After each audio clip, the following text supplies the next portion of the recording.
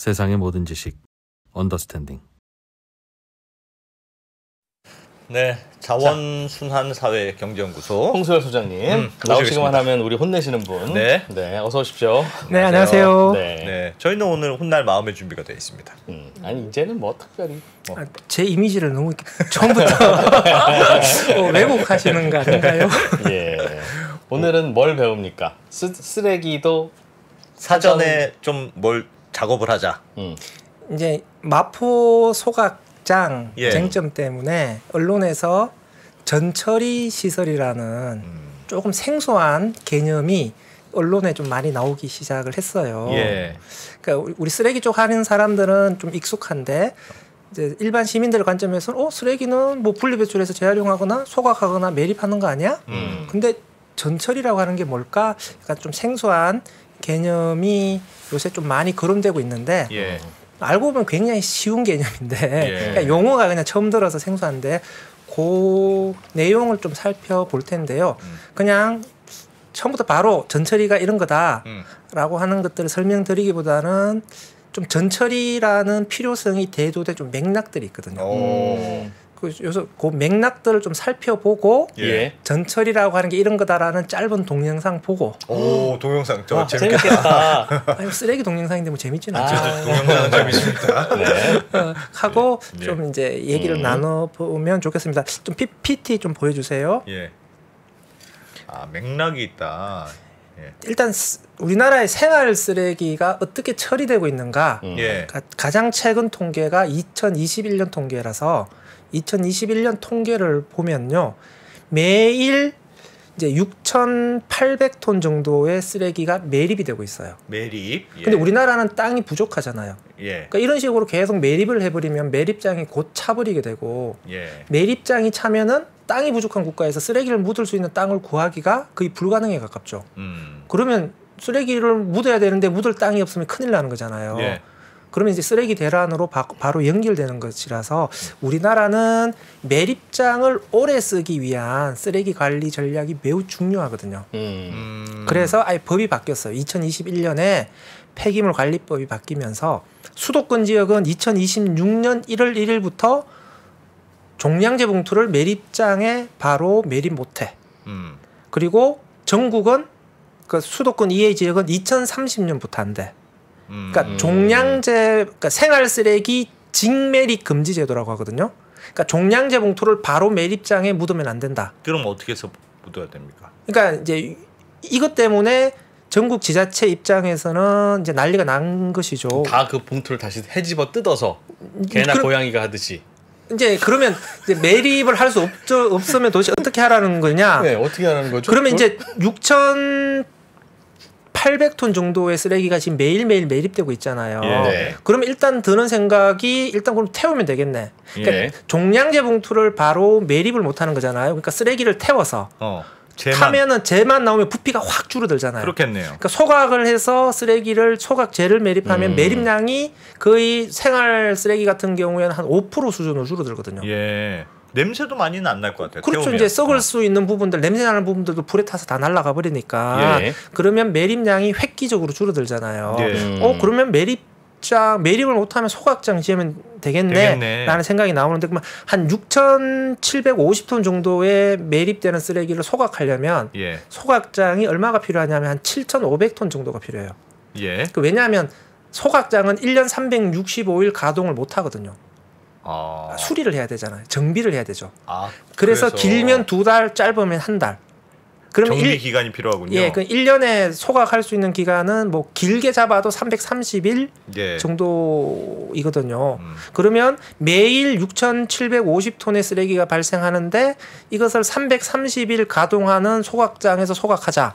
그러면 6,750톤의 소각 용량이 필요한 게 아니라 한 7,500톤 정도의 소각장이 필요해요. 예. 그러면은 거기 300톤짜리 소각장만 하더라도 전국에 25개를 새로 지어야 되는 거죠. 그러니까 일단은 직매립 금지에 대해서 소각장으로 대응하자라고 했을 때에 앞으로 그러면 2030년 되기 전까지 300톤 규모의 소각장을 25개를 지금 전국에 지어야 된다. 이 얘기가 나오는데 자 이게 과연 어떤 의미일까? 일단 지자체 담당자 입장에서는 소각장 짓는 것을 제일 선호를 해요. 왜? 소각이 제일 확실하니까. 확실히 줄이니까.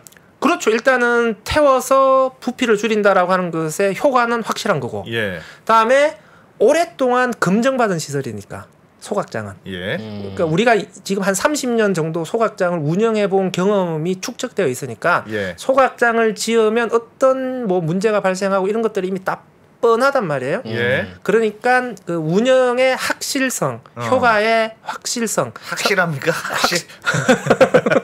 그러니까 부작용 걱정 이게 제일 적다는 거죠. 뭐 어떤 부작용이 일어날 것인지에 대해서도 이미 다 알려진 예. 부분이니까 어떻게 대응해야 된다라고 하는 것도 다 아는 거죠. 예. 그러니까 뭔가 운영의 안정성, 확실성 측면에서는 예. 소각이 제일 안전빵이다. 이렇게 보는 거죠. 지자체 입장에서는. 예. 그래서 지자체는 너도 나도 소각장을 짓겠다. 예. 그런 측면에서 서울시도 그러면 900톤을 매립을 해야 되니까 예. 지금 매립하고 있으니까 900톤짜리를 330일짜리 소각장으로 처리하려면 1000톤짜리가 필요한 거죠. 그래서 지금 마포구 상암동 750톤 소각장 옆에 1000톤짜리 소각장을 새로 짓겠다. 예. 이렇게 이야기를 하는데 소각이 이런 장점만 있는 건 아니에요. 소각의 단점이 있습니까? 그러니까 그 한계를 지금 생각을 해봐야 되는데 뭐 태우면서 뭐 다이옥신 같은 오염 물질이 나온다, 미세먼지가 예. 나온다, 이건 이미 다 아는 얘기고 예. 지금 다른 측면에서 한번 생각해봐야 되는데 일단은 앞으로 2030년까지 300톤짜리 25개를 짓자. 그 어디다 지어? 주민들이 선호하는 시설은 아니잖아요.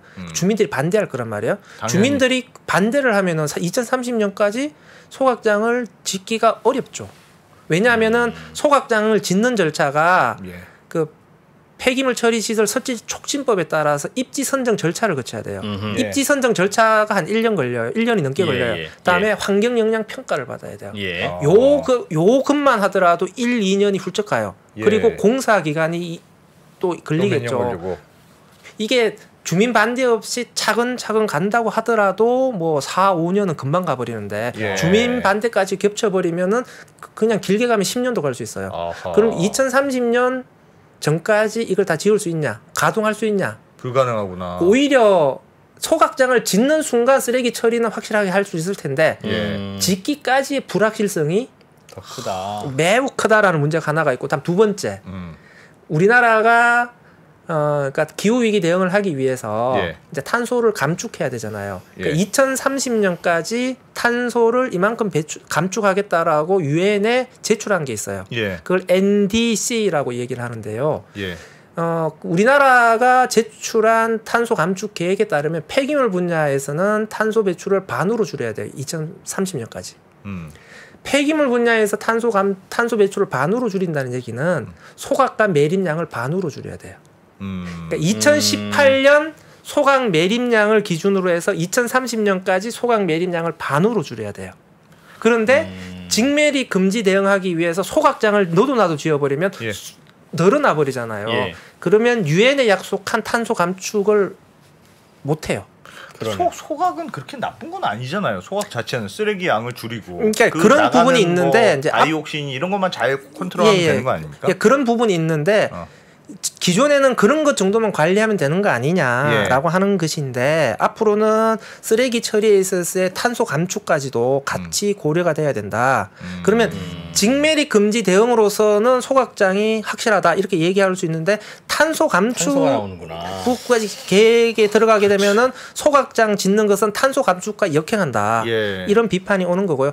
또 재밌는 거는 그러니까 기존에는 처리 시설이 부족해서 예. 쓰레기가 갈 곳이 없어서 막 산처럼 쌓이는 예. 쓰레기 대란을 걱정했잖아요. 예. 근데 앞으로는 쓰레기 부족 사태도 우리가 걱정을 할 수도 있어요. 예? 뭐, 쓰레기 부족하는 걸 그게 왜 걱정이에요? 좋죠. 쓰레기가 부족하면. 지금 그러니까 탄소를 줄여야 되는 곳이 뭐 산업계 곳곳에 다 있잖아요. 예. 그 시멘트 업계도 탄소를 줄여야 되겠죠. 예. 그다음에 석유화학 업계도 탄소를 줄여야 되겠죠. 그러니까 탄소를 엄청나게 많이 배출하는 쪽이 그 철강 업계들, 석유석탄 떼는 곳. 예. 그다음에 시멘트, 석유화학. 예. 이게 3대 업종이 대장이거든요. 탄소 배출을 많이 하는. 뭘 태우니까 아무튼. 그렇죠. 열을 가해야 되니까. 그러니까 이쪽에서 탄소 감축을 해야 되잖아요. 산업 분야. 예. 그러면 시멘트 쪽하고 석유화학업계에서 탄소 감축 어떻게 할 거냐? 아. 시멘트 같은 경우에는 연료로 유연탄을 쓰잖아요. 네. 유연탄에서 탄소가 나가잖아요. 예. 요거를 비닐로 대체하겠다. 쓰레기를 태우겠다. 어차피 예, 태우기만 폐비닐을 하면 태우겠다. 되니까. 이게 비닐이요. 석유로 만들었잖아요. 예. 그 열량 자체는 석탄보다 훨씬 더 높아요. 어. 그래서 그 폐비닐을 태우게 되면 석탄을 태우는 것보다는 탄소 배출량이 줄어들어요. 그러니까 같은 그래요? 열량 대비해서 예. 같은 에너지 대비해서 배출되는 탄소가 예. 비닐이 오히려 석탄보다 적어요. 원래 석유가 적어요? 석유가? 예. 그러니까 비닐은 석유에서 유래했으니까. 그렇죠. 그러니까 그러니까 시멘트 입장에서는 유연탄 대신에 비닐을 집어넣는 게 탄소 배출을 줄일 수 있죠. 고급을 넣는 거네, 고급. 뭐 고급 어차피 쓰레기를 넣는 거라서 고급은 아니지만 예. 어쨌든 시멘트 업계 입장에서는 탄소 감축을 위해서 유연탄을 폐비닐로 많이 대체를 해야 돼요. 그래서 시멘트 업계에서 폐비닐을 쓰기 위한 설비를 엄청나게 확대했어요. 예. 그래서 원래는 2018년 전까지만 해도 1년에 한 100만 톤씩 폐비닐을 썼거든요. 예. 근데 지금은 한 200만 톤이 훌쩍 넘게 쓰고 있고 250만 톤 정도 쓸 거예요. 앞으로 400만 톤까지 쓰겠다. 비닐을. 그쪽은 필요하다 비닐이. 이 비닐 어디서 갖고 와? 이런 문제가 하나가 있고, 다음 두 번째는 예. 석유화학업계도 생각해 줘야 돼. 아마 산업계 쪽에서 플라스틱 쪽에 관심이 많으신 분들은 요즘 석유화학업계에서 열분해를 하겠다 이런 얘기를 많이 들으실 거예요. 예. 일종의 폐비닐을 가져가서 그것을 이제 열로 분해시켜서 다시 석유로 돌리는 거예요. 와. 아니, 석유로 플라스틱을 만드니까 다시 원래대로 플라스틱을 돌리자. 다시 분해시키면 석유로 돌아가요. 네. 이렇게 돌아간 석유를 가지고 다시 플라스틱 제조 공장에 집어넣으면 플라스틱이 나와요. 일종의 재활용이 되는 것이죠. 예. 이것을 우리가 화학적 재활용이라 그래요. 네. 그러니까 지금 우리나라 석유화학 업체들이 대규모 열분해 시설들을 지금 지으려고 하고 있어요. 그 LG 같은 경우에는 지금 공사에 들어갔고, 지오센트릭 같은 경우에는 지금 하반기에 들어가려고 하고 있고, 예. 뭐 롯데케미칼이라든지 뭐 하나, 뭐 모든 석유화학 업체들이 다 넣으려고 그래요.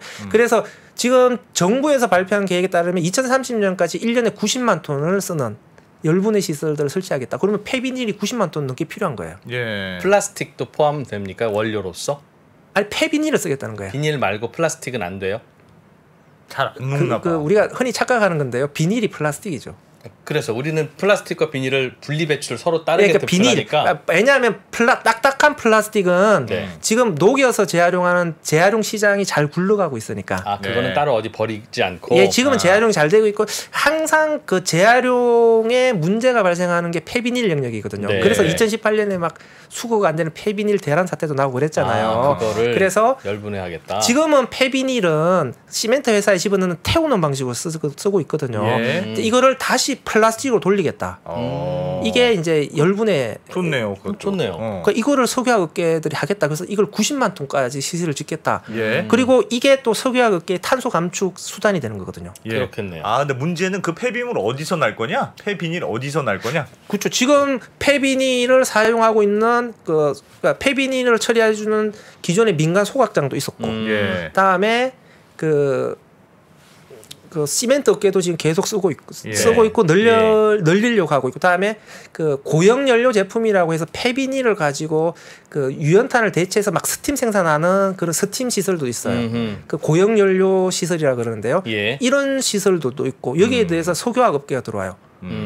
그러면은 지금 폐비닐 공급은 한정되어 있는데 너도 나도 쓰겠다는 게 엄청나게, 그러면 이 상태로 가게 되면 향후 비닐이 부족해지게 되는 문제가 발생을 합니다. 이야. 그래서 동네 그래요. 그러니까 그러면 저희가 비닐을 더 써드릴 수도 있어요. 말씀만 하시면.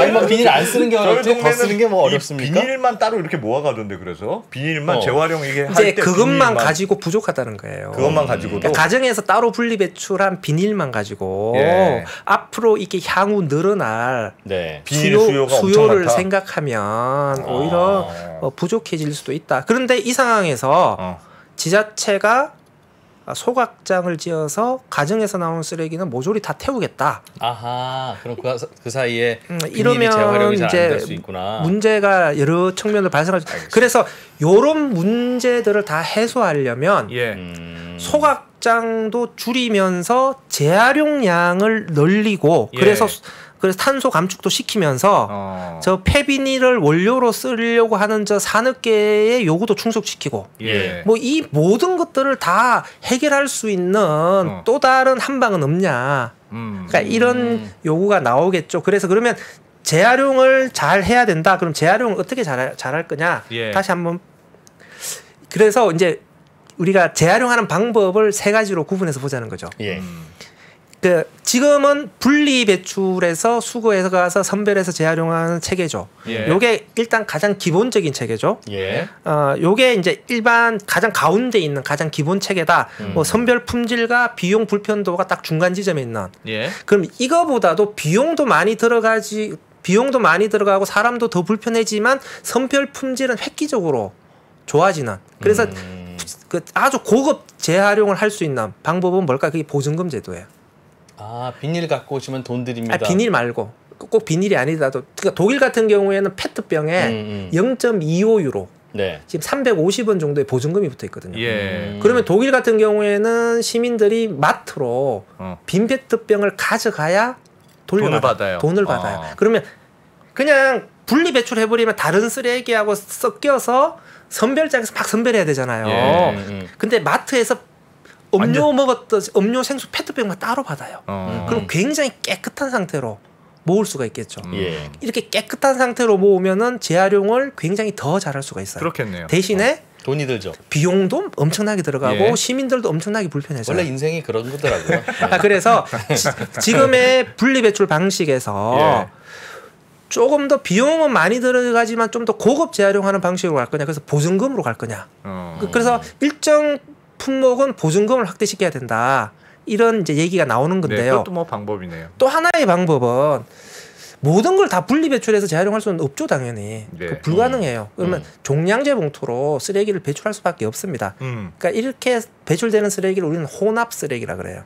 이것저것 다 들어간 쓰레기다. 잡탕 짬뽕 되어 있는 쓰레기. 재활용 분리 안 된 거. 그렇죠. 이거를 이제 혼합 쓰레기니까 이거 분리가 안 되어 있는 잡탕이니까 이건 당연히 태우거나 매립할 수밖에 없는 거 아니냐 이렇게 생각한 건데, 야 이것도 분리하면 되는 거 아니냐?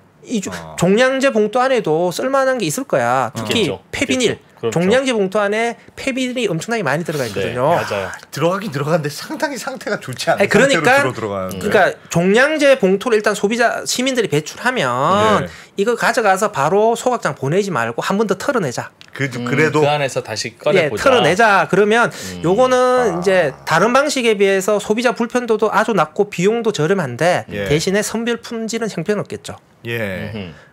그래도 안 하는 것보다 낫지 않냐? 안 하는 것보다 이렇게라도 털어내면은 좀 덜 소각할 수 그렇죠. 있으니까. 이걸 가지고 시멘트로도 들어갈 수도 있고 어쨌든 열분해도 할 수 있는 거 아니냐. 그래서 혼합 쓰레기를 한 번 더 선별해서 소각량을 줄이고 재활용량을 늘리자. 요게 전철이에요. 그거는 하면 되겠네요. 네, 요게 전철인데 사실은 엄밀하게 말하면 혼합 쓰레기 선별. 이라는 개념이 더 정확한 개념이고요. 종량제 봉투에다 완전 버리기로 하고 돈 주고 산 봉투에다 넣은 쓰레기인데 가정에서는 포기한 쓰레기를 다시 한번 뒤집어 보자. 그래서 꺼진 쓰레기도 다시 보자. 그거네요. 그거를 일단 동영상 짧게 두 개를 한번 보시고 한번 하면 약간 조금 더 이해하기가 편할 것 같습니다. 보여주세요. 이렇게 쓰레기 가져가요. 그렇지. 그래서 호프에 붓습니다. 투입 호프에 붓고요. 저건 근데 쓰레기 봉투들이 이거를 이제 팥에 집어넣는 거죠. 그럼 종량제 봉투를 일단 다시 봉투 뜯어야죠. 팥에 뜯어야죠. 뜯어요? 뜯어. 저렇게 뜯는 거구나. 뜯어. 그럼 쓰레기가 나온다. 쓰레기가 잘게 부서진 상태로 다시 나와서 이제 나오면은 이것을 이제 선별기에 집어넣는 거죠. 그러면 비닐을 날려버리는 거죠, 이렇게. 바람을 불어서 비닐은 날려버리고 덩어리만 밑으로 올라간다. 요게 더 굉장히 복잡한 과정인데 핵심은 요런 거다라고 보시고 실물 요게 프로토타입이에요. 사실 이렇게 허접한 공정은 아닌데 일단은 개념만 보시면 요건 실물이네요. 예, 그러니까 저기서 바람 부네요 진짜. 예, 강남 소각장에서 한번 해봤던 거예요. 예. 지금 나오는 것은 소각해야 될 재활용할 수 없는 쓰레기, 좀 상태가 안 좋은. 저거는 그냥 버리는 거. 이게 나오는 거죠. 이렇게 쓸 수 있는. 불면 저게 부는 거구나. 저기에는 저렇게. 종이 조각도 있고 비닐도 있고 예, 할 텐데. 하지만 요거는 잘 탈 수 있는 것들만 따로 잘 선별된 거기 때문에 저거를 모으면은 이제 재활용할 수 있다. 요렇게 보는 건데 물론. 여기에 더 후단에 굉장히 더 복잡한 선별 공정이 더 추가되긴 해요. 딱 저렇게까지만 하는 거예요? 네네네. 그러면 저렇게 바람을 불어서 날린 비닐은 따로 모아서 시멘트 회사나 석유화학 회사로 보내서 팔면 되겠네요. 그러니까 이제 선별이 더 좋은 고품질은 열분해로 예. 가는 게 맞고요. 예. 그거보다 또 품질이 떨어지는 것은 좀 더 태우는 시멘트 회사 같은 곳으로 가는 게 맞은 거고요. 다음에 종량제 봉투에서 비닐 선별하고 남은 잔재 쓰레기도 다시 타지 않는 불연성과 가연성으로 구분한 다음에 예. 불연성은 어차피 타지 않는 거니까 매립장으로 바로 보내야 되는 쓰레기가 될 네. 거고요. 예. 타는 쓰레기는 소각장 보내자. 그러니까 요 방식을 거치게 되면 소각장에 들어가야 될 쓰레기가 획기적으로 줄어들겠죠. 더 줄어든다. 그러니까 지금 만약에 200톤짜리 소각장이 있다. 예. 그런데 종량제 봉투가 400톤이 발생한다. 예. 그러면 소각장을 200톤짜리를 하나 더 짓는 방법이 있을 거고 앞에 이렇게 전처리를 해서 소각량을 줄이는 소각량을 절반으로 줄이자. 요 방법이 있을 거고. 저거 하면 한 절반 정도로 줄어듭니까? 이렇게 많이는 사실 쓸 수 있는 게 많지 않을 것 무게 같은데. 기준으로 한 절반 정도의 양을 줄인다. 부피 기준으로는 더 할 텐데요. 비닐 예. 재활용과 예. 그래서 무게 기준으로는 소각장에 들어가야 될 쓰레기가 한 절반 정도는 줄일 수 있다. 요렇게 보는 거죠. 그럼 매립지에서는 소각된 재만 받겠다는 건 아니고 저런 식으로 전처리를 해서 이 봐라 이거 타지도 않는 이거는 니네가 좀 받아줘야 되지 않니라고 하면 그래 그건 그렇죠. 고생했어 받아줄게 한다는 종량제 거예요. 봉투에서 타지 않는 탈 수 없는 그런 쓰레기를 따로 선별했다 그러면 당연히 매립장에 매립장은 받아준다. 왜냐하면 이 불연성 쓰레기가 종량제 봉투에서 사실 소각장에 들어가는 것도 그 소각장의 그 운전을 방해하거든요. 안 타니까. 안 타는 쓰레기가 많이 나오기도 하고 예. 다음에 사실은 사기 그릇 생각해 보세요. 사기 그릇은 독성이 있는 건 아니잖아요. 무해하잖아요. 그렇죠. 예. 그런데 이 사기 그릇이 소각장에 들어가면 소각제로 나오잖아요. 예. 소각장은 유해 쓰레기로 분류가 돼요. 소각장에서는 아니 소각을 거쳐서 소각제로 나오면 네. 그러면 사기 그릇이라는 굉장히 무해한 쓰레기가 들어가서 소각제 형태로 변해서 나와버리면 예. 유독 쓰레기가 돼요. 왜냐하면 쓰레기가 타면서 온갖 유독 물질들이 소각제에 농축이 되잖아요. 그렇겠죠. 그러니까 예. 오히려 더 관리하기 까다로운 소각제 쓰레기 발생량이 증가해 버리니까 사실은 매립시킨다고 하더라도 소각장에 들어가기 전에 타지 않는 쓰레기는 따로 선별해 내버리는 게 소각장과 매립장 관리 측면에서 훨씬 더 좋은 거죠. 매립장 가면 그럼 소각된 재는 더 위험하게 분류해서 처리하고 안 타는 불연 쓰레기와 사기 그릇 같은 건 또 별도로 처리해요? 그러니까 이제 소각제의 경우에는 중금속 등의 오염 물질의 농도에 따라서 일반 쓰레기냐 유독 쓰레기냐 구분을 하긴 하는데, 예. 그러니까 일반 쓰레기라고 하더라도 어쨌든 그냥 좀 오염 물질이 농축되어 있는 상황이기 때문에 결국은 그 관리의 어려움이 커지는 거거든요. 매립지에서는 그냥 묻잖아요. 묻긴 한데 그래도 그 결국은 소각제의 양이 많이 들어오게 되면은 그 유해 물질이 농축된 쓰레기가 많이 들어오는 거니까 매립장 일반 쓰레기라고 하더라도 사실 매립장에서의 그 침출소 관리는 더 어려워지는 거거든요. 그러니까 조금 더 미리 사전에 그 소각장에 들어가기 전에 불연성 쓰레기를 미리 걷어내버리는 게 소각장 운영에도 매우 편리하고 나중에 매립장에서의 소각제 관리에서도 알겠습니다. 매우 좋다. 유리해주는. 저는 어차피 재나 그렇게 분류한 그 안 타는 쓰레기가 결국은 같은 소각장에 같은 매립장에 같이 파묻히니까 그렇죠. 예. 그걸 왜 분리할까 싶어서 여쭤봤어요. 네. 그것도 다르다. 그건 알겠어요. 하여튼 말씀하셨던 이 컨셉 자체는 좋은 것 같습니다. 어쨌든 쓰레기를 줄인다니까 소각하는 쓰레기도 더 줄인다니까 반대할 이유는 없는데 문제는 뭡니까? 저것도 짓기가 어려운 거예요? 당연하죠. 바람 불어서 날리는 저거 종량제 전처리 봉투가 시설. 한 곳에 모이는 거잖아요. 예. 우리 옆에 소각장 짓는 건 더 싫어. 하지만 종량제 봉투가 모여서 처리돼? 당연히 그것도 쓰레기 처리 시설이니까 예. 그거 좋아하는 주민들은 없겠죠. 물론 싫긴 둘 중에 뭐가 그러니까 더 싫을까요? 대기 중에 유독 뭐 오염 물질이 날아가지는 않지만 예. 어쨌든 쓰레기가 옆에 우리 동네에 모이면 예. 쓰레기 차가 들락날락 하는 것도 보기 싫어. 지금은 우리가 종량제 봉투에 버리면 그게 어디로 가요? 동네로 안 가고 바로 저기 소각장으로 매립장으로 가거나 갑니까? 매입장으로 가죠. 일단 그 크게 두 가지 과정인데요. 예. 매립 소각장이 옆에 가까워. 그럼 작은 차로 소각장으로 바로 가. 소각장이 바로 가버리죠. 예. 예. 그런데 소각장도 멀리 있고 매립장은 더 멀리 있죠. 예. 그러면 운반비가 많이 들어가잖아요. 예. 그러니까 작은 차로 종량제 봉투를 모아서 큰 차로 옮겼죠. 예. 요거를 적환장이라 그래요. 예. 그래서 서울시 자치구마다 예. 쓰레기 처리와 관련해서 적환장들이 있어요. 음. 그래서 그냥 소각장에 빨리 가까워서 빨리 보낼 수 있는 경우에는 작은 차로 보내버리고요. 예. 그렇지 못한 경우에는 작은 차로 종량제 봉투를 모은 다음에 적환장에서 큰 차로 옮겨진다. 큰 차로 그러니까 25톤 트럭으로 옮기시죠. 옮깁니까? 그러면 소각장과 적환장에 이런 전처리 시설을 추가해서 넣으면 되겠네요. 넣으면 좋죠. 넣으면 좋은데 기왕 쓰레기 봉투 모이는 곳이니까 기왕 있는 곳이니까. 그거 좋은 생각이다. 그런데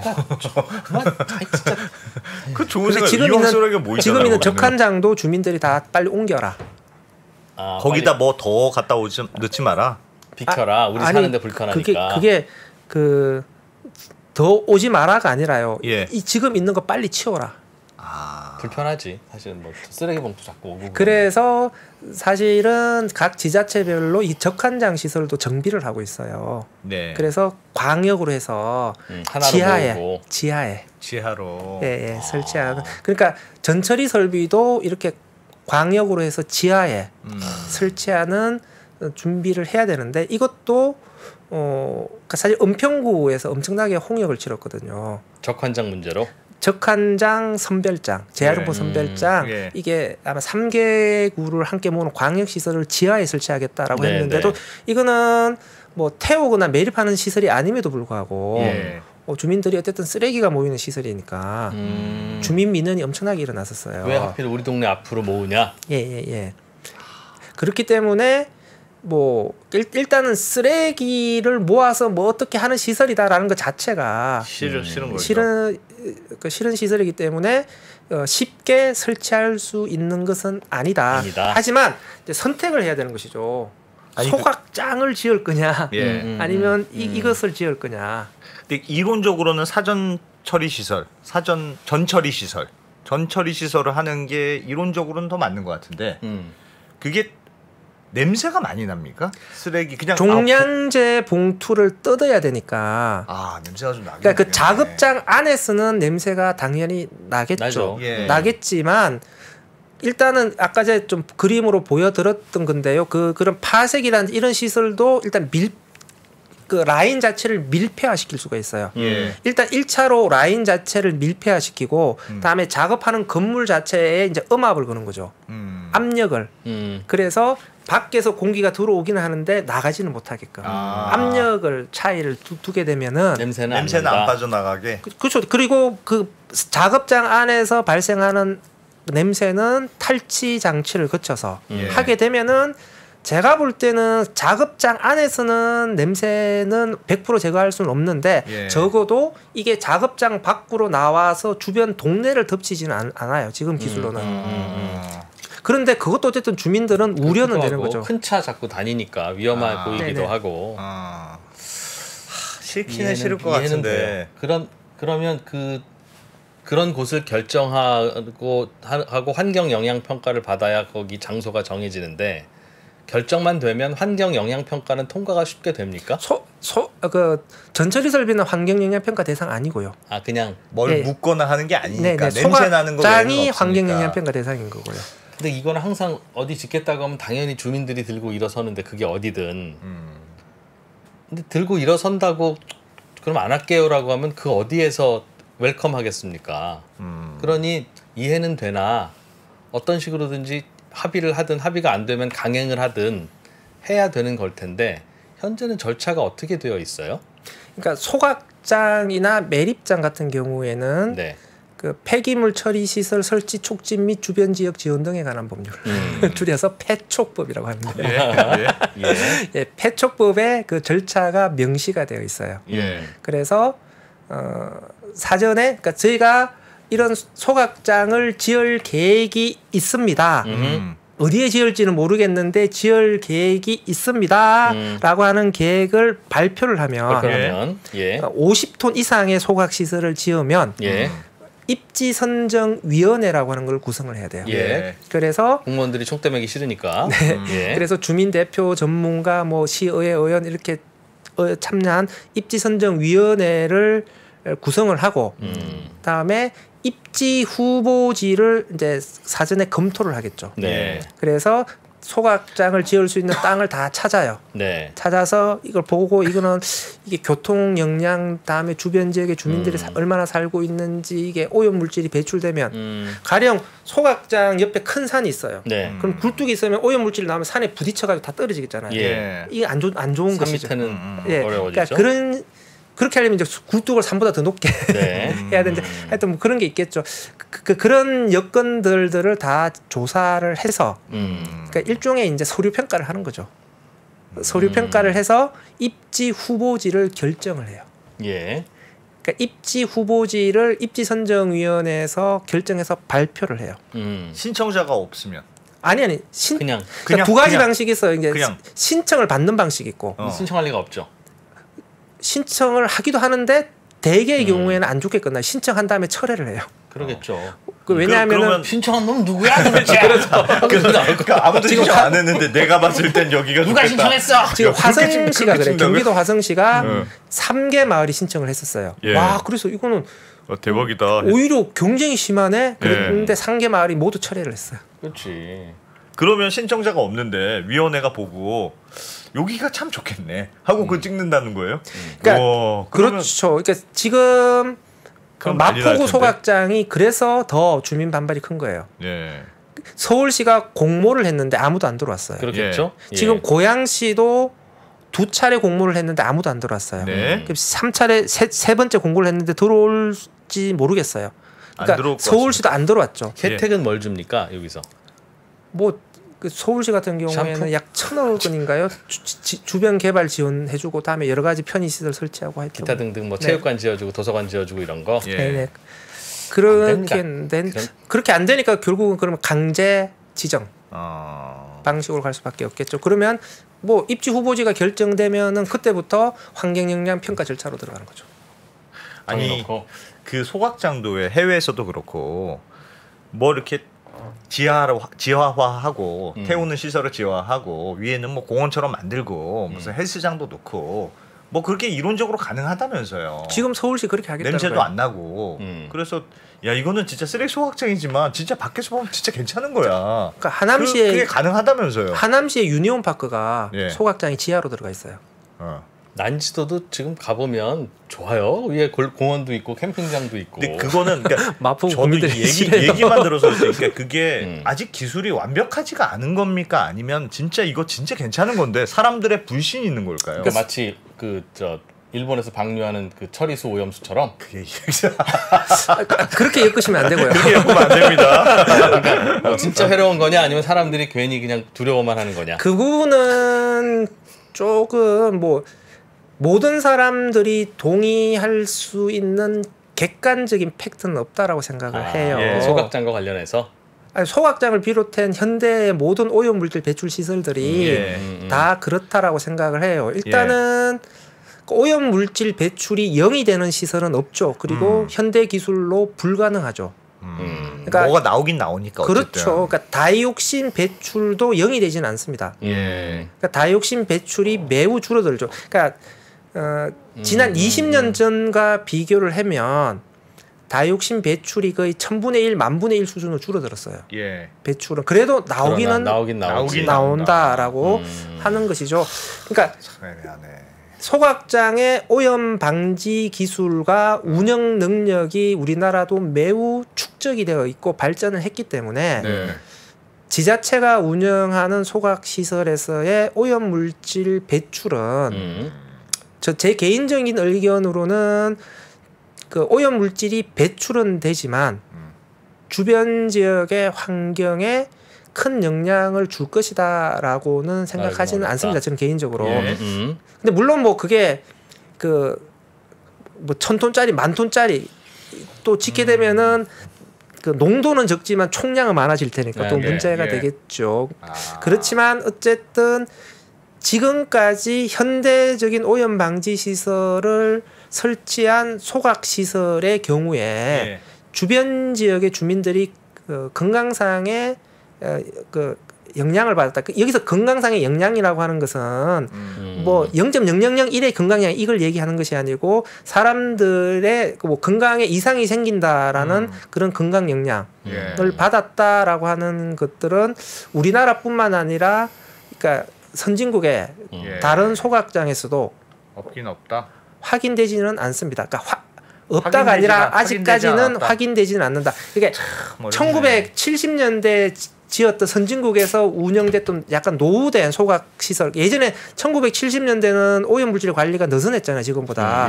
이런 경우에 그런 상태로 수십 년 동안 운영했던 소각 시설 주변에는 건강 영향이 나타나요. 그때는 문제가 있었죠. 그런데 적어도 2000년대 이후에 지금의 현대적인 소각의 기술과 그다음에 강화된 기준이 적용된 시설의 경우에 어쨌든 수십 년째 운영을 하고 있지만 우리나라뿐만 아니라 다른 지역에도 주변 지역의 환경 오염이나 주민들의 건강 영향이 나타난다라고 좀 확인되지는 않는다. 그러면 이 정도면은 어느 정도 좀 뭐 크게 문제는 없지 않느냐 이렇게 볼 수는 있지 않을까. 이게 뭐 물론 이제 20년 정도의 우리가 추적 그 모니터링을 한 거거든요. 그러면 앞으로 그러면 30년, 50년 했을 때도 안 나올 거예요. 그건 모르죠. 그 부분은. 그런데 그렇죠. 이 정도 했으면은 큰 문제는 없다고 봐야 되지 않느냐. 물론 없는 거보다는 나쁘겠죠. 그렇죠. 그러면 소각장보다는 전처리 시설이 확실히 환경 문제는 없는 건데 여기는 냄새가 문제라면서요. 쓰레기 왔다 갔다 하고 냄새가 문제인 거니까. 냄새가 걱정된다라고 하는 것이죠. 그런데 그 도심 지역에서 전처리 설비를 지금 대규모로 운영해 본 경험이 없어서 이것도 뭐 확실하다라고 이야기는 못 하는 것이죠. 왜냐하면 이런 실정 사례들이 풍부하면 이거 가지고도 얘기를 할 수가 있을 텐데 이게 잘 없으니까 아직까지 이게 소각장에 비해서는 훨씬 후발주자니까 전처리 시설이 축적된 데이터가 없다. 데이터가 좀 약한 거죠. 그런데 방향성으로 봐서는 전처리 설비를 통해서 조금 더 줄이는 게 맞는 거 같은데 재활용량을 어떤 식으로든 더 늘리는 방법으로 가는 게 분명히 맞는 것이죠. 그러니까 지금 제 생각은 제가 제안하는 건 이런 거죠. 일단 직매립 금지라고 하는 발등의 불을 해소하려면 지금 이것 때문에 이 사달이 난 거죠. 그동안 매립지에 계속 매립했는데 더 이상 매립할 땅도 없고 이제 받아주기 어려워. 그러니까 이 사달을 해결하려면 소각장을 일단 짓는 것은 필요하다라고 생각한다. 하지만 기존에 운영되는 노후화된 소각시설 있잖아요. 지금 한 20년 지나면 내구 연한 때문에 또 철거를 하거나 다시 리모델링을 해야 되거든요. 지금 수도권을 비롯해서 전국의 대도시 지역에 운영하는 소각장이 대부분 이 기간이 다 도래를 했어요. 다시 지어야 된다. 그렇죠. 기존의 소각장은 새로 짓고 또 추가해서 또 짓고. 그러니까 이런 상황인데 그러면 일단 발등에 불은 떨어졌으니 일단 짓자.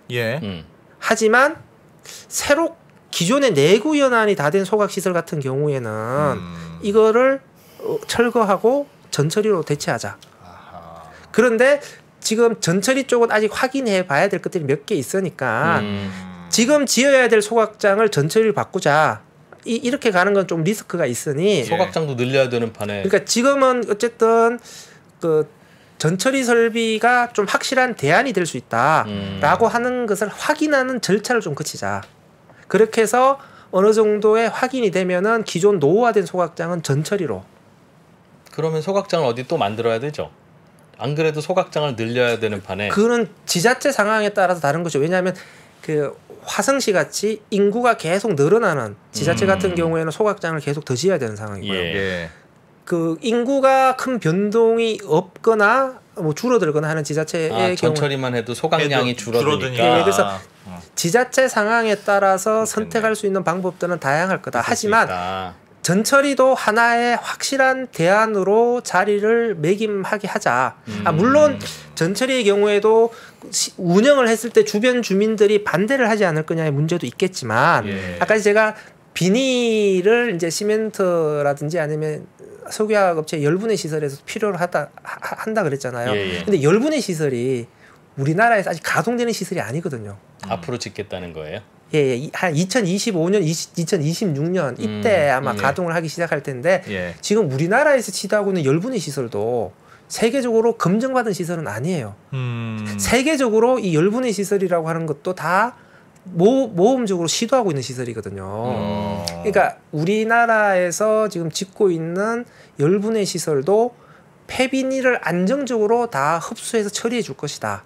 이런 확실성도 아직까지는 없어요. 근데 그러니까 이런 부분들이 앞으로 계속해서 이슈가 되겠구나. 검증을 해야 되는 거다. 그래서 이런 것들이 하나하나 확인되면 하나의 대안으로 나오게 되면은 요것들을 그럼 기존의 노후화된 소각장 이런 것들을 대체하는 시설로서 가령 마포구 같은 경우에도 750톤짜리 소각장 옆에 1000톤짜리를 새로 짓는 거잖아요. 그러니까 주민들 입장에서는 1750톤을 소각한다라는 심리적 압박 부담이 매우 큰 거거든요. 그래서 서울시의 경우에는 2035년까지 이 750톤은 폐쇄하겠습니다. 그래서 종국적으로는 1000톤만 남기겠습니다. 요렇게 그럼 250톤 늘린 거예요, 겨우? 그렇죠. 이번에? 그러면 기존의 750톤을 폐쇄할 수 있는 조건은 뭐냐라는 게 되겠죠.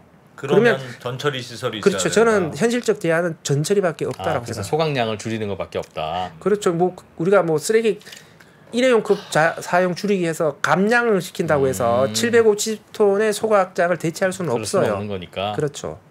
그러면 기본적으로 전처리가 되어서 나오게, 즉 우리의 종량제 봉투 안에는 진짜 더 이상은 재활용할 수 없는 쓰레기들만 들어가게 해야 되고, 그게 사실상 가정에서 전처리하는 거잖아요. 그게 비닐은 그렇죠. 비닐대로 뽑고 이렇게.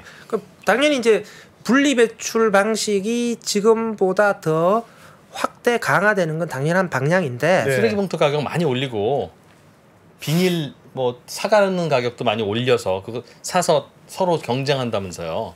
그럼 비싸게 사가라고 하면 가능하면 많이 분리배출 시킬 거 아니겠습니까? 경쟁한다라고 해서 그 사람들이 돈 주고 사간다는 얘기는 아니에요. 그러니까 비닐이 돈이 되어서 유가로 거래되는 건 아니거든요. 그냥 공짜로 주는 겁니다. 공짜로 주거나 처리비를 줘야 돼 또. 오히려? 예. 대신에 소각하는 것보다는 싸겠죠. 그러니까 쓰레기를 더 싸게 처리할 수 있는 방법이 되는 거거든요. 연료의 컨셉은 아니군요. 그럼 방법은 하나밖에 없습니다. 그 쓰레기 소각 및 전처리 시설과 떨어진 거리에 비례해서 보상해줘? 가까울수록 비싸고? 내신 등급과 수능 등급에서 높게 주는 겁니다. 그러면 그 동네 집값이 올라갈 거 아닙니까? 그럼 서로 그게 균형점 맞을 때까지 올려주는 거예요. 그것도 방법이죠. 네, 괜히 그냥 공원 같은 거 뒤어주고 그러니까 아니 환경을 나쁘게 하면서 좋은 거 해봐야 뭐 하냐. 확실한 걸 줘야지. 확실한 걸 줘야지. 그거밖에 없는 누군가는 어딘가는 줘야 되고. 네. 그럼 그 동네 사는 사람들은 무조건 불편하고. 아니 공원 지어주는 게 더 낫죠. 시각적으로는. 아니 물론. 그 쓰레기 처리비 차등화도 필요하다라고 생각을 하는데 쓰레기 처리비도 무한정 올릴 수는 없어요. 잘못하면 쓰레기 불법 투기 문제가 더 심각해져 버려요. 또 가격이 올라가면 그런 거 주는 거를 이번에 마포구에서 이렇게 됐으면 마포구는 향후 30년 동안 양도세 면제. 그러면 마포구에 사는 분도 이르렀지만 너 서더라도 마포구 집을 살 거 아니겠습니까? 이걸 사면 먹어도 세금을 안 내니까. 아무튼 그런 걸 해야지. 그러니까 이게 도서관 지어줘가지고. 그러니까 서울시 소각장의 운영 주체는 서울시거든요. 그러니까 이렇게 되는 게 각 구가 서울시에 돈을 주고 쓰레기를 처리하는 개념이거든요. 지금 그러니까 사실은 이제 마포구 종량제 봉투의 소각 비용은 매우 싸게 처리하죠. 예. 대신에 다른 구에서 마포구 소각장에 집어넣게 되면은 더 비싸게 받죠. 근데 저는 이 할증폭을 더 키워라. 맞다고 생각해요. 그래서 자기 지역의 소각장이 아니라 다른 지역의 소각장을 집어넣게 되면 예. 이거를 더 비용을 더 할증을 시키고 다음에 오히려 그러면 각 구별로 그 컨셉 맞는 것 같아요. 다른 구에 소각장 넣느니 우리 구에 전처리 설비 넣자. 이런 유인들을 하려면은 예. 그런 노력을 하는 구와 그렇지 않은 구에 대한 확실한 차별이 생기죠. 차등이 확실하게 있어야 된다라고 어쨌든 생각을 돈이 많이 해요. 여기다 안 짓고 딴 데다 버리려면 돈이 많이 든다는 컨셉이잖아요. 그러니까 이제 서울시의 쓰레기 문제를 마포구라고 하는 특정 지점에 몰빵해서 다 덮어 씌운다. 예. 이런 피해 의식을 지역 주민들이 가지지 않도록. 그러니까 다른 지역은 또 그만큼의 희생을 하게끔 그렇죠. 균형을 맞춰주는 게. 근데 구체적으로 뭘 할 거냐고 생각해 보면 그거를 마포구라고 하는 그런 거에다가 주면 실제로는 상암동하고 마포구 도화동하고는 굉장히 떨어져 있는 곳이에요. 그러니까 상암동이 고생하는데 도화동이 마포구에 속했다는 이유로 같이 혜택을 받으면 그 혜택이 동일하면 상암동은 또 반대입니다. 그러니까 제가 말씀드린 대로 쓰레기 처리 시설에서 반경 몇 킬로에 떨어져 있느냐에 따라서 처절하게 어찌 보면 상암동에 있는 거에 은평구 주민들이 더 영향받기도 해요. 가까우니까. 도화동보다 은평구가 훨씬 더 가깝거든요. 철저하게 반경으로 해서 아주 가까이 있으면 내신 한 3등급 추가.